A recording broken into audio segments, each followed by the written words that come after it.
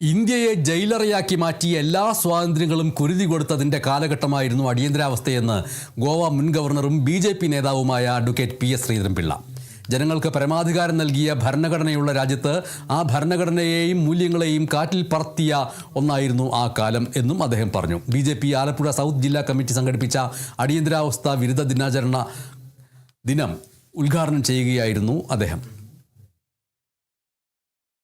അന്നത്തെ ഏകാധിപതിയായി മാറിയ ഒരു അർദ്ധരാത്രിയിലെ 11:45 ആ സമയത്ത് 1975 ജൂൺ മാസം 25-ാം തീയതി 11:45 രാഷ്ട്രപതിയെ കൊണ്ട് ഒരു നിയമപരമായ വിളംബരത്തിൽ ഒപ്പുവാങ്ങിക്കൊണ്ട് രാജ്യത്ത് നടന്ന ഏറ്റവും വലിയ അട്ടിമറിയായിരുന്നു അടിയന്തരാവസ്ഥ.